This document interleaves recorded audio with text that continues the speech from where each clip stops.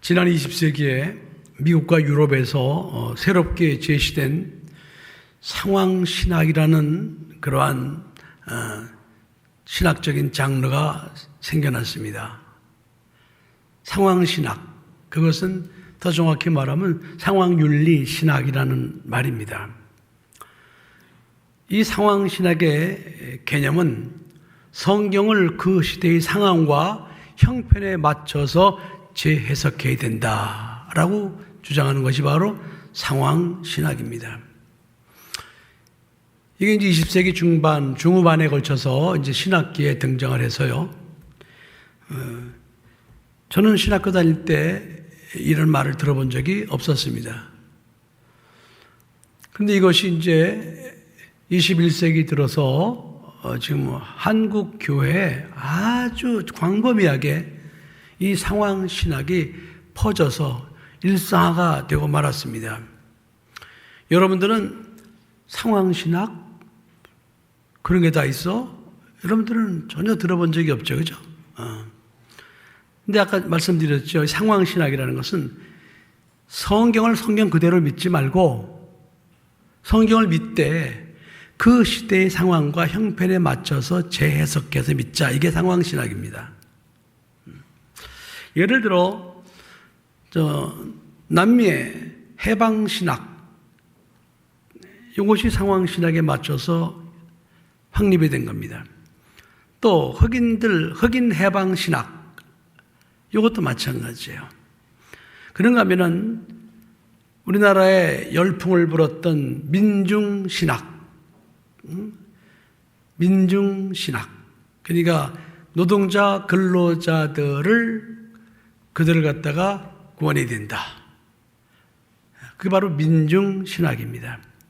바로 기장의 기독교 장로교회 문익환 목사님을 중심으로 일어나서 지금도 있는 한국 기독교 장로회, 그들이 이번에 보안법 폐지와 동성애법 찬성을 그들이 이제 정했죠. 그런 일을 하는 그런 민중신학이 생기게 되었습니다. 그런가 하면 지역의 토착화 신학, 그러니까 그 지역에 맞는, 그 지역과 타협하면서 성경을 재해석해야 된다. 그런 신학적인 장르가 생기게 되었습니다. 자, 그런데 이 상황신학을 만든 사람들은 이 상황신학의 주인공이 하나님이 아니고 인간이었습니다. 어떻게 하면 그 시대와 그 상황에 맞춰서 사람들에게 맞는 그런 맞춤형의 신앙을 가질 것이냐. 이 관점에 맞춰서 재해석한 것이 바로 상황신학입니다. 그럼 여러분들은 상황신학, 그럼 그거 안 받아들이면 되는 거 아니야? 이렇게 생각을 하고 있어요. 근데 상황신학의 아류가 우리의 삶 속에, 우리 신앙생활 속에 얼마나 깊숙이 들어와 있는지 모릅니다. WCC, 종교다원주의, 이것이 바로 상황신학의 아류입니다. 또 주일 성수 개념, 성경에 분명히 하나님께서 거룩한 주일을 성수하라고 말씀하셨음에도 불구하고 아니야, 지금은 시대가 많이 달라졌어. 그러니까 지금은 그래 주일에 그냥 한 번만 자기 편한 시간에 예배 드리면 되는 거지. 그러니까 자기 상황에, 시대적 상황에 맞춰서 이 주일 성수 개념이 사라져버리고 말았습니다. 바로 이런 걸 상황신학이라고 말한다 이 말이에요. 그런가 하면 여자 목사 인정. 성경 어디에도 여자 목사를 인정하는 말씀이 없습니다. 그럼에도 불구하고 지금은 여권의 인권이 신장되었고 남녀 평등 시대를 넘어서 여자들이 활동을 많이 하니까 여자들도 목사로 인정해 줘야 된다. 그래서 생겨난 것, 그 상황에 맞춰 생겨난 것이 바로 여자 목사 제도입니다. 그전에는 없었어요, 여러분. 우리나라에도 1980년도, 90년대 초까지만 해도 일반 보수교단에서 여자 목사를 세우지 않았습니다. 근데 지금은 뭐 여자 목사가 아주 자연스럽게 지금 받아들이는 그런 상황이 되고 말았습니다. 이것도 상황신학의 아울입니다. 요즘 기독교 일각에서 지금 찬성하고 있는 동성애자 인정. 이 동성애자들도 하나님의 형상을 따라 만들어진 하나님의 사람이니까 이들도 인정해야 된다. 인권적인 면에서 동성애 그 자체를 인정해야 된다. 절대로 차별 대우해서 안 된다. 우리가 언제 차별했습니까? 이런 차별금지법, 동성애법 이런 것들을 갖다가 이제 제정하면서 이 하나님이 싫어하시는, 하나님이 하지 말라고 하시는 하나님의 법을 무시하고 적당히 재해석하는 그런 신학을 상황신학이라고 말하는 겁니다.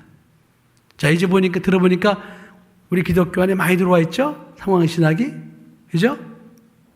더 여러분이 체득할 수 있도록 말씀드리겠습니다.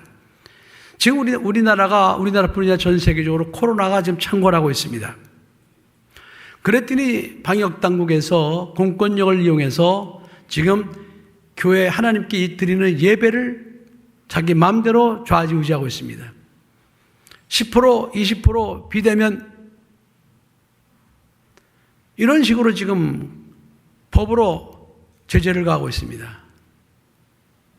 그러니까 그들은 거룩한 주일을 주님께서 핏값으로 사신 주님 몸된 교회에서 하나님 앞에 예배드리라고 했던 그런 말씀을 싹 무시하는 거예요. 그래서 뭐에 초점을 맞추는 거 아니? 야, 사람의 목숨이 중요하잖아. 이겁니다. 그러니까 교회가 솔선수범해야지. 이겁니다. 이것이 여러분 지금 한국교회의 그 대형 교단에서 지금 주장하고 있는 논리예요. 그 상황에 맞춰서 야, 사람의 목숨이 중요하잖아. 그러니까 교회가, 사랑을 실천하는 교회가 피해를 주면 안 되지. 그러니까 하나님의 말씀을 무시하고서라도 비대면 예배 드려야지. 어떤 목사는 공공연히 비대면 예배가 이 시대에 진짜 예배다 이렇게 말하는 사람도 있어요. 그것도 작은 교회 목사가 아니에요. 큰 교회 목사가 그걸 주장하는 사람도 있습니다. 나는 그분이 주장하는 이유를 알아요. 자기 편하니까. 비대면 예배는요, 큰 교회에서는 죄장창 예배 드릴 게 없어요. 한 번만 녹화해서 그냥 계속 방영하면은 얼마나 편한지 모릅니다. 편하니까. 내적으로 들어가면 이유는 그거 하나입니다. 그런데 그는 말하기를 비대면 예배도 예배다. 그러므로 한국교회가 이 언택트 이런 시대를 맞아서 비대면 예배를 적극적으로 활용을 해야 된다. 이렇게 주장하는 사람들이 많이 생겼어요, 여러분. 그 교회마다 젊은 목사들을 중심으로 이 언택트 예배, 이거에 대해서 지금 막 연구를 하고 관심을 갖는 그런 목사들이 많이 생겼습니다. 자, 여러분, 비대면 예배가 예배 맞습니까? 여러분에 묻고 싶습니다. 자, 예를 들어서 여러분, 미국에 가족이 있어요. 그 미국에 있는 가족과 화상통화를 합니다. 그럼 화상통화를 했다고 그 미국에 있는 가족을 만났다고 생각하는 사람이 있습니까? 있어요? 없죠? 화상통화는 화상통화일 뿐이에요. 하나님께서는 거룩한 주일에 주님 전에 나와서 주님이 정하신 그곳에서 하나님 앞에 예배를 드리라고 그랬어요. 그래서 이 시간 우리가 하나님을 볼 수는 없지만 신령과 진정으로 하나님께 예배를 드리면서 우리는 대면하여 지금 예배를 드리고 있는 겁니다.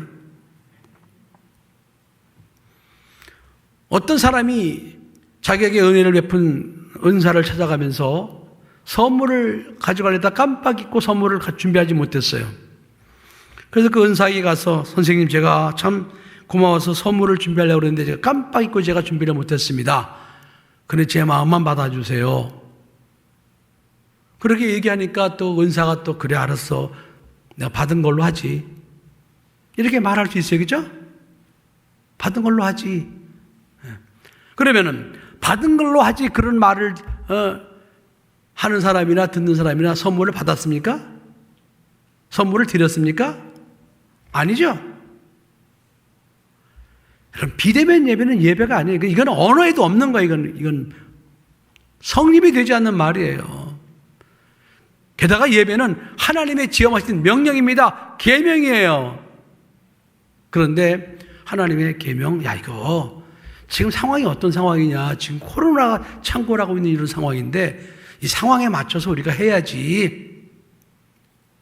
이걸 불신자들이 주장하는 것이 아니라 오늘날 예수를 믿는다고 하는 그런 사람들 입에서 나온 논리입니다, 여러분.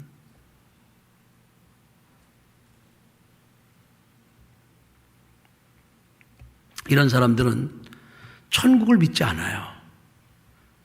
제가 잘 아는 어느 유명한 신대원 원장이 있었어요. 며칠 전에 만나서 얘기를 하는데 나한테 그러는 거예요. 목사님, 우리 그 신대원 교수 중에는요, 천국이 있는 걸 모르는 교수들도 많아요. 그래. 나는 깜짝 놀랐어요. 천국이 있는 것을 모르는 교수들이 많다는 거예요. 다 외국에서 공부하고 온 사람들이에요. 신대원장 입에서 나온 말입니다. 제가 직접 들었어요. 그래 여러분, 그런 교수 밑에서 공부를 한 신학생들이 나중에 목사가 되면은 그들은 그렇게 알 거 아니겠습니까? 그리고 그가 교회를 갖다 개척하면은 또는 다른 교회 가면은 그 교회 성도들은 그런 말을 들을 거 아니에요. 그러면 그들은 전부 다 그 성도들은 다 천국이 있는 걸 모르고 신앙생활할 거 아니겠습니까? 여러분 예수님의 재림? 그거 믿는 사람 별로 없어요 지금 여러분. 우리 교회나 지금 성경 말씀을 그대로 믿느라고 지금 재림신하고 무장하는 성도가 되자고 우리가 지금 이렇게 우리가 외치고 있는 것이지. 지금 현대교회에서 여러분 예수님의 재림을 정말로 믿는 사람이 그렇게 흔치 않습니다. 지금 이 시대가 어느 시대인데 저런 걸 믿어? 이 상황신학이에요. 귀신을 쫓아내라. 예수님께서 그렇게 말씀하심에도 불구하고 지금 어떤 시대인데 귀신이 쫓아 귀신을. 오히려 귀신 쫓는 사람들을 이상하게 보는 그런 상황.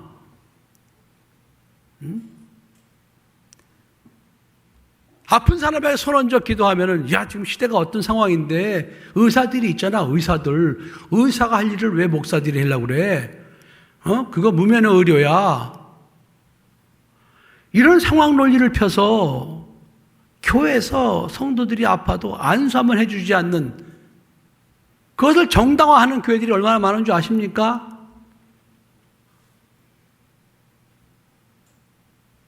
방언을 말하면은 야 그거 알아듣지도 못하는 이상한 말을 하고 그래. 마귀 방언도 있대. 그러면서 방언을 무시하고 방언을 갖다가 이게 나쁘게 오도하는 그런 사람들이 있어요. 근데 성경에 보면 뭐라고 되어 있습니까? 방언을 말하는 사람은 사람에게 하지 아니하고 하나님께 하나니 이는 알아듣는 자도 없고 자기 마음에 열매를 맺히지 못하리라. 이건 기록되어진 말씀이에요. 그런데 그 말씀 무시하는 거예요. 귀신을 쫓아내라. 말씀이에요. 근데 그 말씀 무시하는 거예요. 병든 자가 손을 쥐는 날이라. 말씀이에요. 근데 그 말씀 무시하는 거예요. 여러분 지금 한국교회 이렇게 상황 논리에 빠져서 마치 상황신학이 진리인 양 그렇게 가르치고 그렇게 전하는 사람이 얼마나 많이 있는지 모릅니다.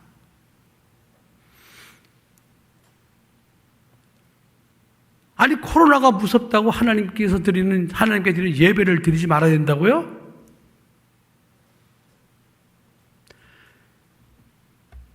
그런 회개도 안 해요, 여러분.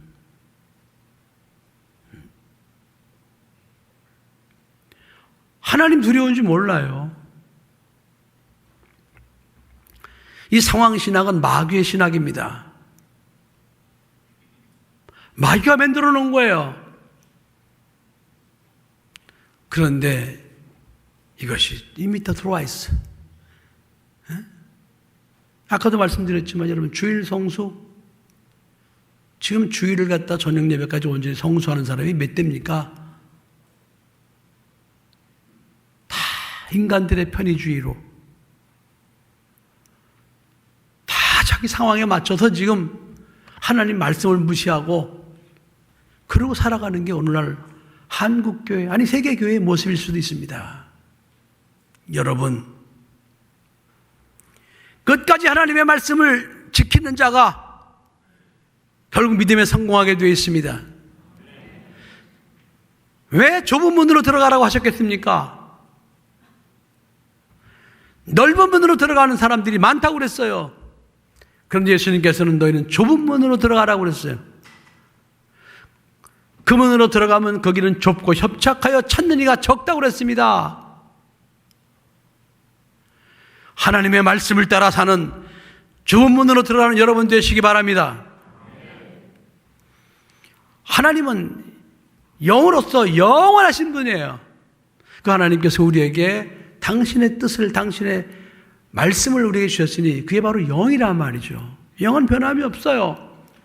그래서 야고보서 1장 17절에 말씀하시기를 각양 좋은 은사와 온전한 선물이 다 위로부터 빛들의 아버지께로서 내려오나니 그는 변함도 없으시고 회전하는 그림자도 없으시니라 했습니다.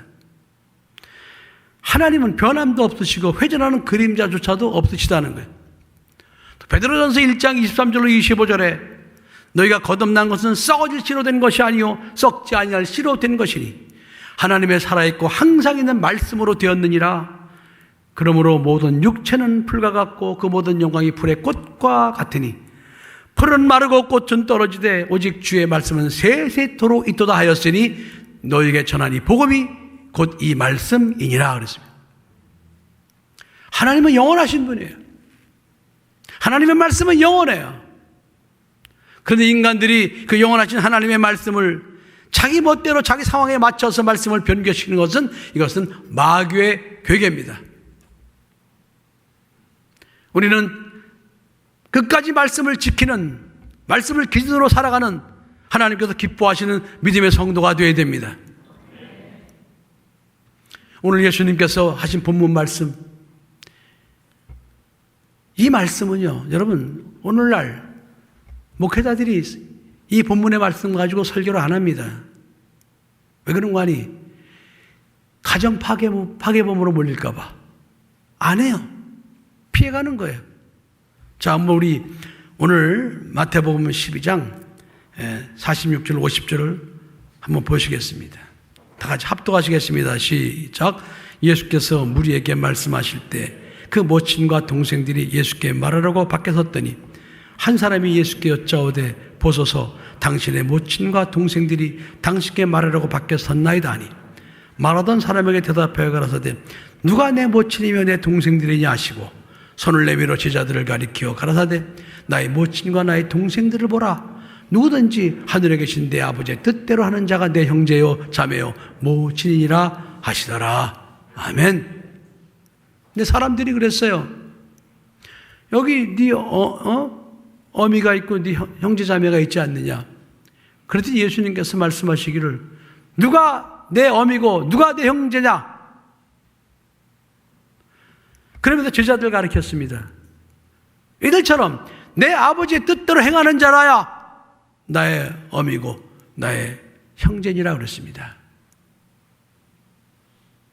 우리는 태어나면서부터 육적인 관계 속에 살아갑니다. 그러다 보니까 예수를 믿는 사람들이 그 육적인 관계 한계를 벗어나지 못하고 영적인 관계를 무시하고 사는 사람들이 얼마나 많이 있는지 모릅니다. 그러나 여러분들은 영이 우선이라는 사실을 분명히 잘 알고 있습니다. 그럼에도 불구하고 그 육신에 함몰돼서 그 육신 가지고 영을 자기 멋대로 주장하고 끌고 가는 그런 사람들이 얼마나 많이 있는지 모릅니다. 여러분, 육신의 관계가 여러분의 진정한 관계입니까? 예수를 믿지 않는 육신의 관계는 그건 육신의 관계로 끝나는 것뿐이에요. 절대로 영원하지 않습니다. 예수를 믿지 않는 육신의 관계는 이 땅에 사는 동안만 맺는 관계예요. 세상을 떠남과 동시에 완전히 이별되는 그런 관계일 수밖에 없습니다. 그래서 우리 예수님께서는 너희 진정한 관계는 육적인 관계가 아니라 예수 그리스도를 믿은 영적인 관계가 진정한 관계니라 이렇게 말씀하신 거예요.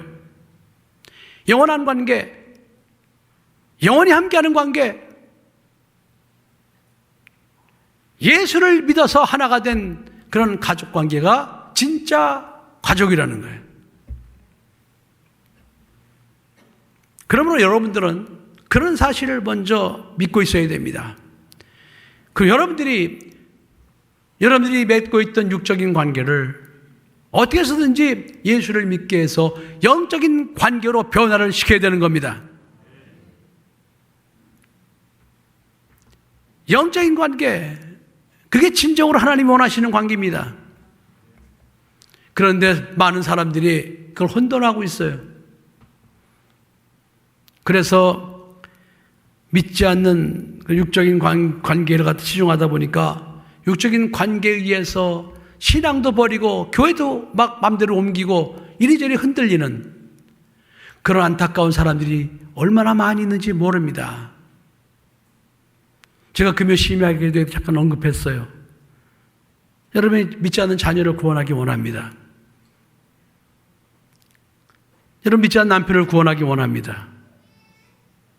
어느 날 믿지 않는 자녀나 믿지 않는 남편이 여러분에게 제의할 수 있습니다. 지금 다니는 교회만 나가지 않으면 내가 다른 교회는 갈 수 있겠다.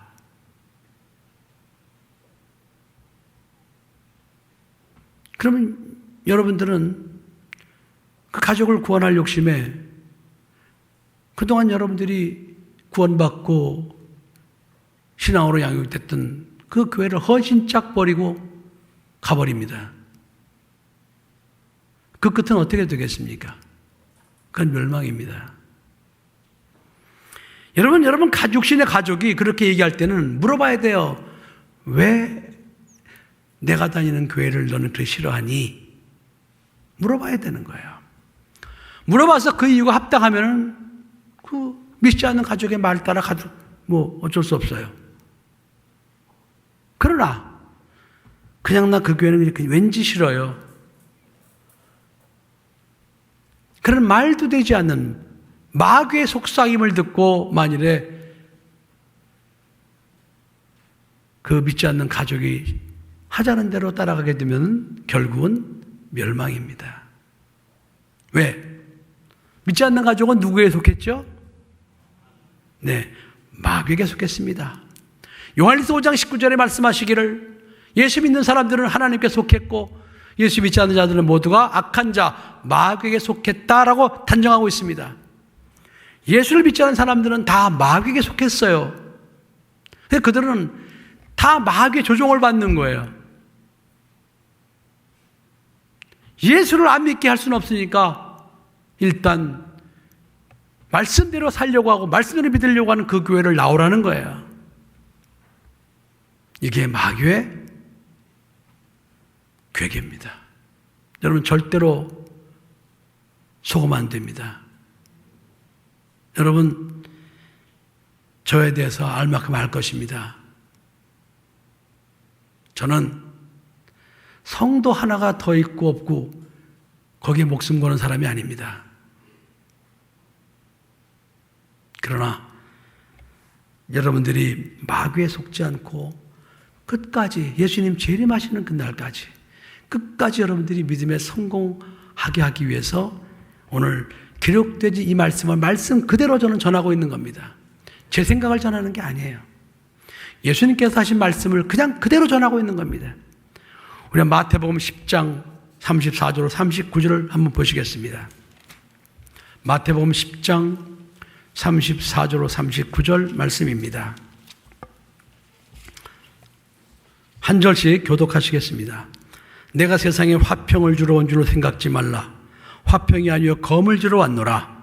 내가 온 것은 사람이 그 아비와 딸이 어미와 며느리가 시어미와 불화하게 하려 함이니 사람의 원수가 자기 집안 식구리라.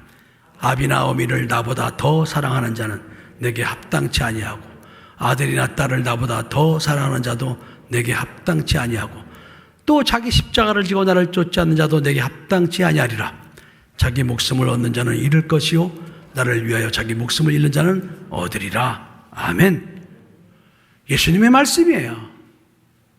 여러분, 많은 사람들이 예수님이 오신 것이 세상에 화평을 주기 위해서 왔다고 착각하고 있습니다.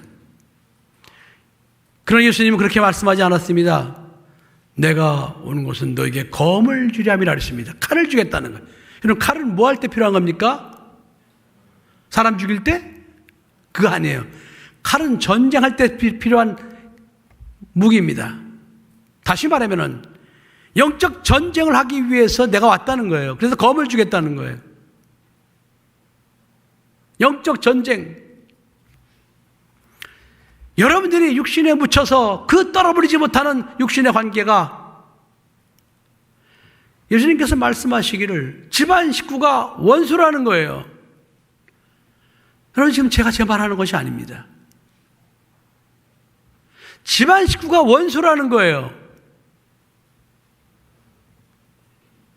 그러면서 너희들 집안 식구를 나보다 더 사랑하는 자는 내게 합당치 않다 그랬습니다. 불신자들은 화평을 외칩니다. 제사 지낼 때도 야, 너 그냥 절 한번 해. 그럼 가족이 화평하잖아. 야, 너 가족들이 이렇게 일요일 날 놀러 갈 때 너 한 번만 놀러 가. 그럼 가족들이 화평하잖아. 야, 너 코로나 바이러스 이렇게 창궐하는데 뭐 나라에서 예배드리지만 예배드리지 마. 그래야 화평하잖아. 마귀는 여러분 인간적인 화평을 들고 나와서 예수님의 말씀을 정식으로 대적하고 있습니다. 여러분, 절대로 속으면 안 됩니다. 여러분, 하나님의 말씀을 믿으십니까? 성경에 보면 이런 육신의 관계와 영적 관계의 우선순위를 망각하다가 실패한 사람들의 이야기가 있습니다. 그 중에 대표가 바로 전 인류를 죄인 되게 하고 사망에 빠지게 한 아담입니다. 아담, 하나님께서는 아담에게 계명을 주셨습니다. 말씀으로 언약 관계를 맺었습니다. 영적인 관계를 맺었습니다. 그런데 아담은 육적인 관계, 이는 내 뼈 중에 뼈, 내 살 중에 살이라. 그 육적인 관계의 말에 꼬여받아서 하나님의 말씀을 범함으로 영적인 관계를 무너뜨려버리고 말았습니다. 그 결과 어떻게 됐습니까? 전 인류가 다 죄인이 되고 말았습니다. 전 인류가 사망에 빠지고 말았습니다. 로마서 5장 12절에 말씀하고 있습니다. 이러므로 한 사람으로 말미암아 죄가 세상에 들어오고 죄로 말미암아 사망이 왔나니 이와 같이 모든 사람이 죄를 지었으므로 사망이 모든 사람에게 임하였다라고 말씀하고 있습니다. 하나님께서 주신 말씀의 관계, 언약 관계를 무시하고 그 육신의 관계에 치중하다 보니까 하나님의 말씀을 범함으로 말미암아 하나님 앞에 영원한 죄인이 되고 말한 겁니다, 여러분. 그런가 하면 이스라엘의 사사 중에 엘리 제사장이 있었습니다. 엘리 제사장에게는 홈리와 비느하스라는 두 아들이 있었습니다. 그 두 아들이 제사장의 직무를 감당하면서 어떤 죄를 저지르는가 하니 회막문에서 수종드는 여자와 동침을 하게 됩니다. 그리고 날 것을 먹지 말라는 하나님의 말씀을 거역하고 그냥 날 것을 갖다가 뺏어서 먹습니다. 그런 하나님 앞에 말씀을 어기는 죄를 범했음에도 불구하고 엘리 제사장은 적극적으로 만류하지 않았습니다. 그래서 사무엘상 2장 29절에 하나님이 어떻게 말씀하셨는가 하니 너희가 어찌하여 내가 나의 처소에서 명한 나의 제물과 예물을 밟으며 네 아들들을 나보다 더 중히 여겨 네 아들들을 나보다 더 중히 여겨 네 아들들을 나보다 더 중히 여겨 내 백성 이스라엘에 드리는 가장 좋은 것으로 스스로 살찌게 하느냐. 너 네 아들들을 왜 나보다 더 중하게 여겼냐 이 말이에요, 여러분. 너 왜 육신의 관계를 갖다가 영적인 하나님의 말씀을 무시하면서 더 중요하게 여겼느냐. 이렇게 책망하시면서 34절에 네 두 아들 홈리와 비나스가 한날에 죽으리니 그 둘에 당한 그 일이 네게 표징이 되리라 말씀하셨습니다. 결국 블레셋과의 전쟁에서 홈리와 비나스는 처참한 죽음을 당하게 되고 그 죽었다는 소식을 들은 엘리 제사장은 의자에 앉았다가 놀라서 쓰러지면서 목뼈가 부러져 죽었습니다.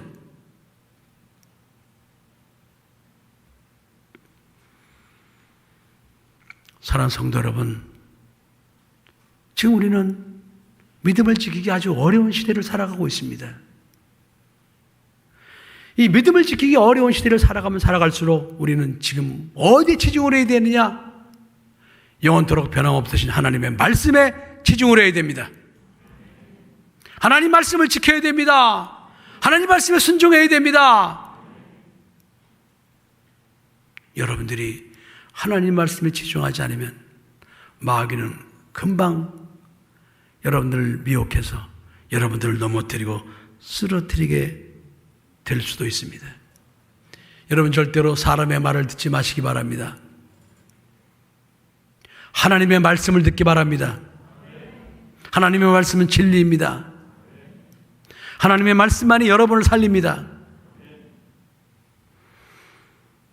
사무엘상 15장 29절에 이스라엘의 지존자는 거짓이나 변개함이 없으시니 그는 사람이 아니심으로 결코 변개치 않으심이다 그랬습니다. 하나님은 사람이 아니기 때문에 절대로 하나님의 말씀은 하나님이 변개치 않습니다. 또 민수기 23장 19절에 하나님은 인생이 아니시니 시건치 않으시고 인자가 아니시니 후회도 없으시도다. 어찌 그 말씀하신 바를 행치 않으시며 하신 말씀을 실행치 않으시랴 그랬습니다. 하나님은 인생이 아니에요. 일구연하지 않으셔요. 하나님 입에서 나오신 모든 말씀은 영이십니다. 그러면 영원합니다. 하나님은 그 말씀을 반드시 이루십니다. 성령께서는 이렇게 하나님의 말씀을 믿고 순종하는 자들의 그 믿음을 도우시러 오신 분이 바로 보혜사 성령이십니다. 여러분들이 그 말씀을 지키기 위해서 애쓰고 노력할 때 여러분 혼자가 아니고 그 말씀을 지키도록 도우시는 성령의 도우심이 있다는 사실을 믿으시고 주님 오시는 그날까지 끝까지 하나님의 말씀을 지키고 살아가는 여러분 되시기를 예수님 이름으로 간절히 축원합니다. 기도하시겠습니다.